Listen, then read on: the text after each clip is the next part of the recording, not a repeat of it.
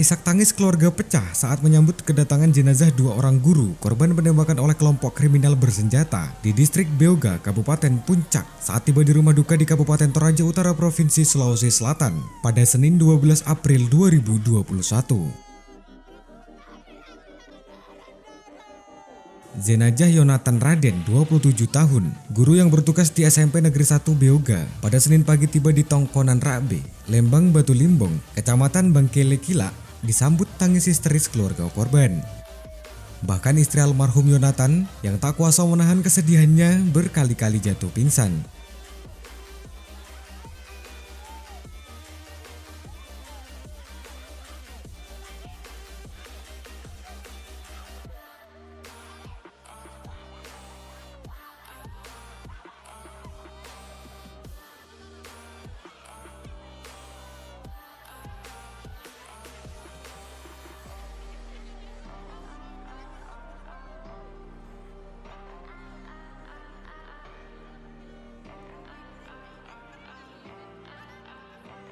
Tak hanya itu, sejumlah kerabat korban penembakan kelompok kriminal bersenjata di distrik Beoga juga berjatuhan karena tak kuasa menahan kesedihan saat melihat anak korban yang masih kecil.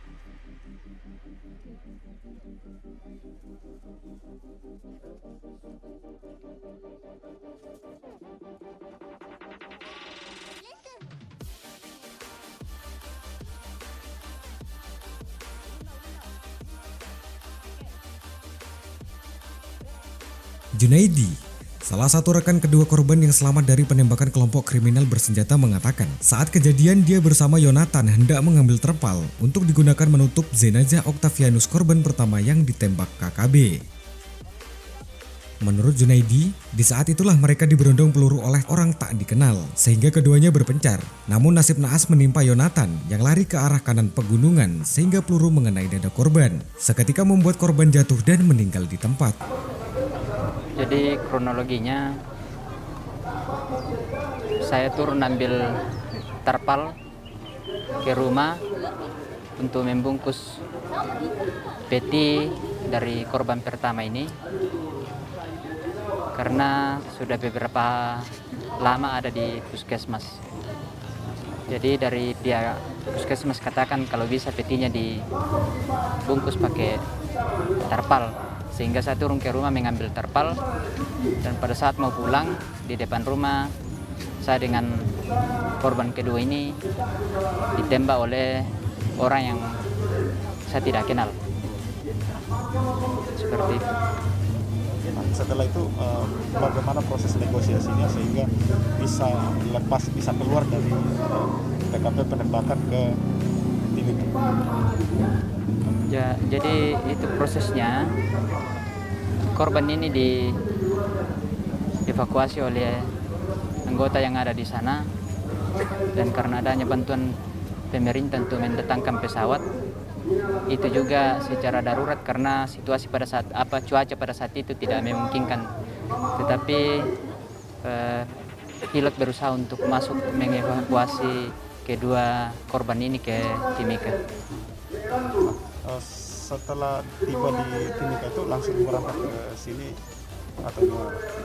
Setelah sampai di Timika itu masih dibawa ke rumah sakit dulu, untuk dibersihkan dan petinya diganti karena peti dari bioga itu masih peti darurat. Berangkat ke Timika ke Makassar sampai sini. Dari kemarin itu sekitar jam 12. Nah, seperti itu sampai ke Makassar. Dari Makassar singgah lagi di rumah Om yang korban pertama untuk ibadah. Setelah ibadah baru lanjut ke sini. Bisa diceritakan tidak sedikit kronologi saat ini situasi Kamtipmas atau situasi di daerah sana keadaannya seperti apa? Menurut informasi yang ada dari sana itu masih dalam situasi belum aman karena pesawat belum bisa masuk. Nah, setelah ini harapan dari pihak sekolah sendiri bagaimana Pak? Karena otomatis di sana sekolah sudah ditutup karena situasi daerah yang kurang kondusif. Nah, harapannya gimana Pak? Jadi harapan saya kepada pemerintah, kiranya pemerintah mensosialisasikan kepada seluruh masyarakat bahwa pendidikan itu penting, guru itu sangat dibutuhkan. Karena negara atau daerah bisa maju apabila masyarakat yang ada di dalamnya memiliki pendidikan yang tinggi. Keluarga korban pun berharap pemerintah dapat memberikan rasa aman kepada setiap pekerja, terutama guru yang mengajar di pedalaman Papua untuk diberikan perlindungan dalam menjalankan tugasnya. Terima kasih kepada semua pihak. Yang pertama kepada pemerintah Kabupaten Puncak yang telah berupaya akhirnya jenazah anak kami boleh dievakuasi dari Beoga ke Timika dan selanjutnya pada hari ini boleh tiba di kampung halaman dengan segala baik. Kami tidak bisa membalas kebaikan Bapak Ibu semua pihak yang telah membantu sampai jenazah ini boleh tiba di tempat ini.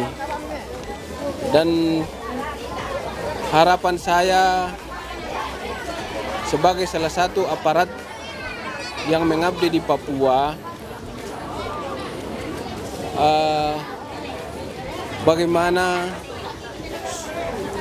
situasi keamanan supaya kami yang mencari nafkah di sana keamanannya terjamin. Jangan sampai seperti akhir-akhir ini sudah berapa saudara-saudara kami yang korban oleh orang-orang yang tidak bertanggung jawab. Jadi sekali lagi harapan kami bagaimana pemerintah boleh memfasilitasi atau menjamin keamanan bagi terutama kami yang mencari nafkah di Papua.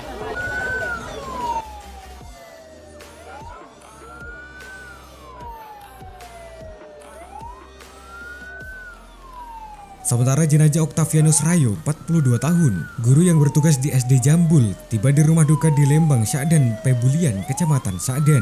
Korban pertama yang ditembak oleh KKB ini juga disambut isak tangis keluarga yang sudah beberapa hari menanti pemulangan jenazah korban ke Toraja Utara.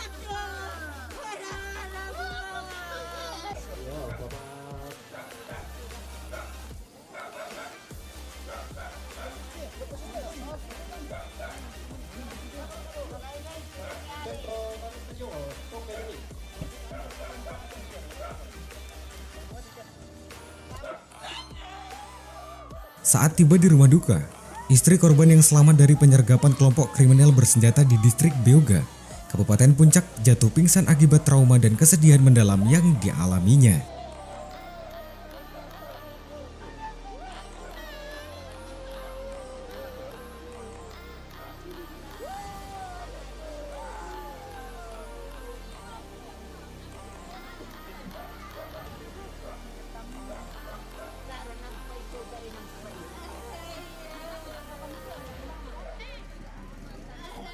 Natalina, istri almarhum Octavianus, mengatakan suaminya ditembak oleh kelompok kriminal bersenjata hingga tewas. Namun, karena situasi saat itu mencekam, dirinya dan beberapa warga lainnya berusaha menyelamatkan diri dengan cara bersembunyi di kamar mandi. Natalina mengatakan sejumlah barang berharga miliknya dirampas oleh kelompok KKB. Saat ini sejumlah warga masih tersandera di distrik Beoga, Kabupaten Puncak yang dikuasai KKB. Diketahui kedua jenazah korban kekerasan kelompok kriminal bersenjata tersebut tiba di Toraja setelah diberangkatkan dari Timika menggunakan pesawat menuju ke Bandar Hasanuddin Makassar, kemudian dilanjutkan melalui perjalanan darat menggunakan ambulans ke Kabupaten Toraja Utara. Tinggal rumah. Setelah saya lihat sudah sunyi, sudah tidak ada orang, saya keluar dari kamar yang tempat saya sembunyi. Saya keluar, saya pergi lihat almarhum di depan sudah terkapar di depan. Dia sudah lipat kaki dan tangannya seperti ini. Pada saat itu saya masih sempat panggil, Bapak Ian bangun, Bapak Ian bangun. Tapi saya sempat lihat dia punya mata masih tak putar. Mungkin dia masih lirik saya atau bagaimana begitu. Ya, langsung saya bilang, Bapak Ian, saya pergi sembunyi. Saya langsung lari kembali ke belakang dan saya langsung lompat di kamar mandi. Saya lompat di kamar mandi, sempat tatap seng itu yang saya injak masih bunyi. Lari ke rumah tetangga. Di rumah tetangga itu mungkin saya ada 5 menit di luar, teriak-teriak minta tolong, Gerni, bukakan pintumu, Gerni. Lama saya teriak di situ, baru Pak Guru ada bukakan pintu. Saya langsung naik, Pak Guru minta tolong, Bapak Ian di sana sudah kena tembak, minta tolong pergi lihat dulu. Karena pada saat itu belum ada orang lalu lalang, belum ada. Kami sembunyi di kamar mandi berapa jam. Pokoknya mulai dari jam 9 lewat kejadian, sekitar jam 2 baru kami dievakuasi. Itu pun yang datang evakuasi kami itu Bapak Pendeta-pendeta. Tidak ada anggota yang berani turun tangan. Karena semua sudah dikuasai sama orang yang bersenjata itu. Lingkungan sekolah itu sudah dikuasai. Jadi anggota tidak berani turun tangan. Jenazahnya almarhum itu, saya tanya ke pendeta, terus Bapak Ian bagaimana? Bapak Ian tenang, Bapak Ian sudah di puskesmas. Saya langsung lega. Saya bilang, ya Tuhan, untung mereka tidak bakar. Mereka pendeta-pendeta yang evakuasi. Terus evakuasi jenazah dulu, baru mereka datang evakuasi kami di kamar mandi itu. Dan di kamar mandi itu, yang tempat kami sembunyi itu masih sempat orang masuk di situ, obrak-abrik barang di situ. Tapi dia tendang kamar mandi, tapi tidak tembus. Dia hanya tendang 2 kali kah itu. Tapi kami di dalam hanya diam, berdoa. Di situ kami berdoa. Tuhan datangkan penolong buat kami. Sambil SMS ke teman yang lain. Tolong, kalau anggota tidak bisa turun, minta tolong ke sana. Kalau ada Bapak pendeta-pendeta yang bisa selamatkan kami. Kami sudah takut di sini. Jangan sampai rumah dibakar atau apa begitu. Kita tidak tahu, atau datang bawa senjata lagi. Terus ini tidak lama itu Bapak pendeta datang, teriak-teriak, Bapak Gembala, Pak Peter. Kami keluar tahambur dari kamar mandi, peluk mereka, tolong Bapak pendeta selamatkan kami, Bapak pendeta.